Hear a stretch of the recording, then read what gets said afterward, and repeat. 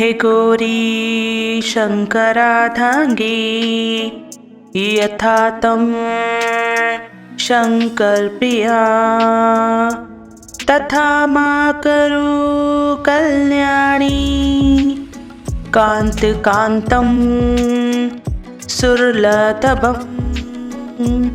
नमस्कार दोस्तों, स्वागत है आपका हमारे चैनल नीलकंठ ज्ञान में। इस चैनल में हम लोग आपको धर्म से संबंधित बातें बतलाते हैं। आज हम बात करेंगे कुंडलिनी योगी शक्ति क्या है।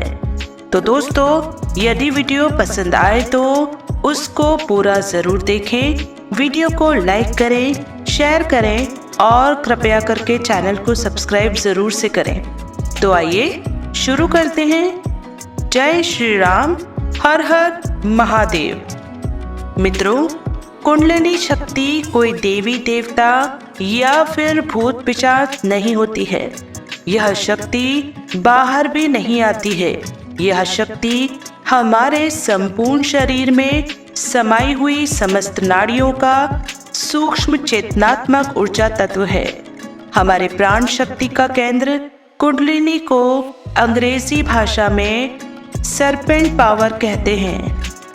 विज्ञान अभी इसको नहीं मानता, लेकिन कुंडलिनी शक्ति सुषुम्ना नाड़ी में नाभि के निचले हिस्से में सोई हुई अवस्था में रहती है। यह हमारे शरीर में उपस्थित रहकर संपूर्ण शरीर के क्रियाकलापों को संचालित करने वाली ऊर्जा ही कुंडलिनी ऊर्जा है। हमारे शरीर से बाहर संपूर्ण ब्रह्मांड जिस ऊर्जा से गतिमान हो रहा है, चल रहा है, वह ऊर्जा ही कुंडलिनी ऊर्जा है। अर्थात हमारे शरीर के अंदर संपूर्ण क्रियात्मकता का कारण कुंडलिनी ऊर्जा है और संपूर्ण ब्रह्मांड की गतिविधियों का कारण भी कुंडलिनी ऊर्जा ही है। सरल वचनों में कहें तो जो शक्ति ब्रह्मांड में उपस्थित है वह हमारे भीतर है। हमारे शरीर के प्रत्येक अंग एवं अवयव में चेतना शक्ति का संचार हो रहा है और प्रत्येक स्थान में चेतन तत्व विद्यमान है। किंतु संपूर्ण शरीर में से मूलाधार चक्र, जहाँ पर जनन ग्रंथियां हैं, वहाँ पर हमारे शरीर की सर्वाधिक ऊर्जा संग्रहित होती है। यही केंद्र ऐसा है जहाँ पर नवजीवन सर्जन करने की शक्ति संग्रहित होती है। साधारणतः हमारे मूलाधार चक्र की शक्ति उद्गामी अर्थात बाहर की ओर निकलने के लिए ही होती है, किंतु जब साधक योग साधना का सहारा लेता है तो उसकी वह ऊर्जा ऊर्ध्वगामी होने लगती है।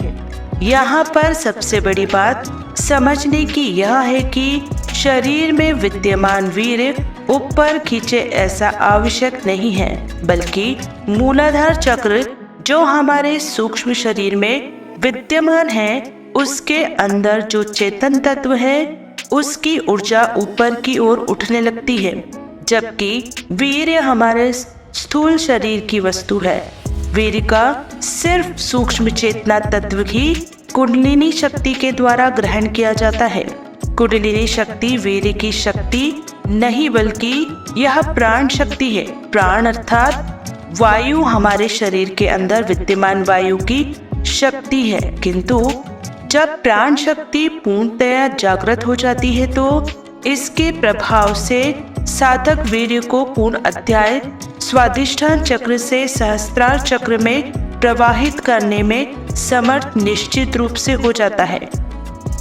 जागृत प्राणवायु के प्रभाव से और ध्यान की ओर ऊर्जा के माध्यम से साधक वीर्य को वाष्प रूप में बदलने में समर्थ हो जाता है। तो दोस्तों, आगे बढ़ने से पहले वीडियो आपको पसंद आ रही हो तो चैनल को सब्सक्राइब जरूर से करें। दूसरी बात यह है कि कुंडलिनी जागृत हो जाना ही समस्त दिव्य शक्तियों को प्राप्त कर लेने की निश्चित शर्त नहीं है।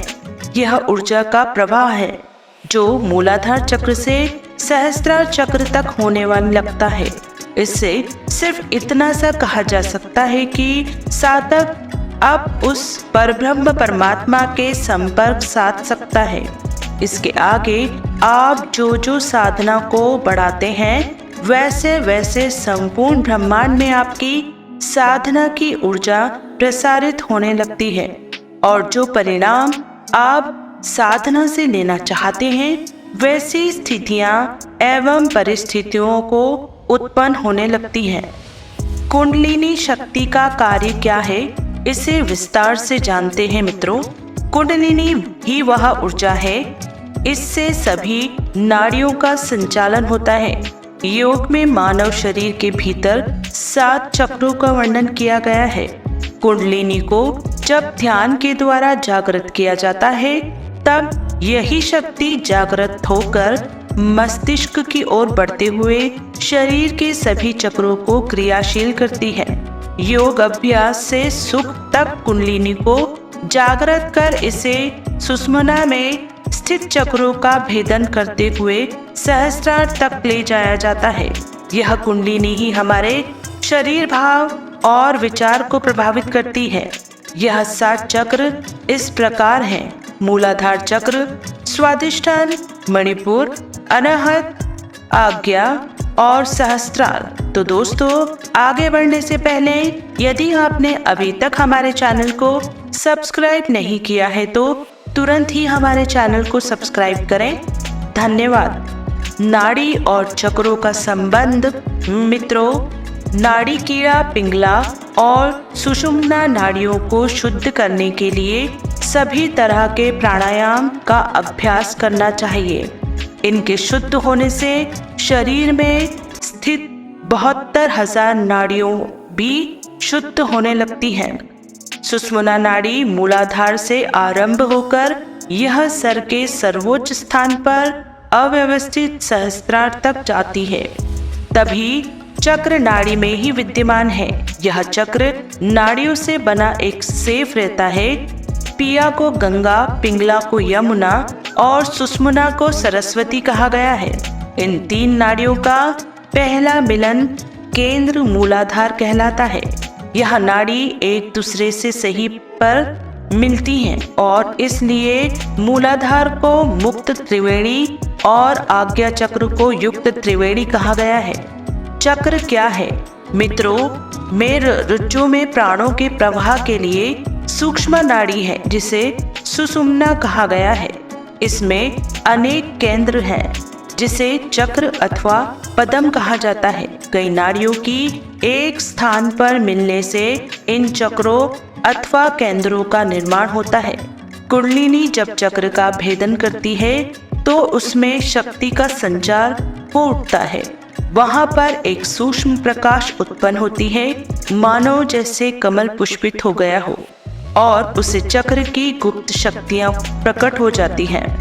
कुंडलिनी शक्ति के लाभ मित्रों, कुंडलिनी योग ऐसी योग क्रिया है जिसमें व्यक्ति अपने भीतर मौजूद कुंडलिनी शक्ति को जगा दिव्य शक्ति को प्राप्त कर सकता है। कुंडलिनी के साथ साथ चक्र का जागरण होने से मनुष्य को शक्ति और सिद्धि का ज्ञान होता है। वह भूत और भविष्य का जानकार बन जाता है। वह शरीर में बाहर निकलकर कहीं भी भ्रमण कर सकता है। वह अपनी सकारात्मक शक्ति के द्वारा किसी के भी दुख दर्द दूर करने में सक्षम होता है। कुंडलिनी जागरण के लिए नियमों को मित्रों, इसके लिए सर्वप्रथम स्वयं को शुद्ध और पवित्र करें। शुद्धता और पवित्रता आहार और व्यवहार से आती है।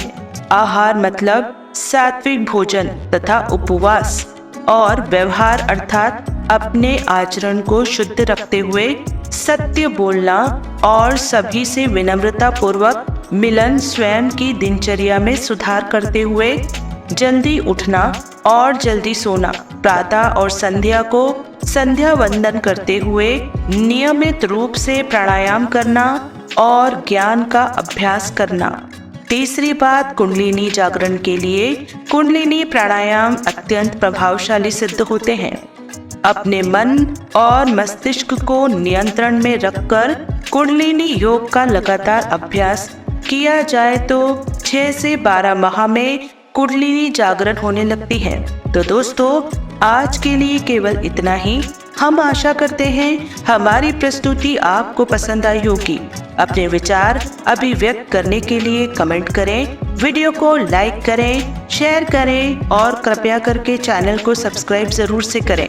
हम लोग आपके मंगल जीवन की कामना करते हैं।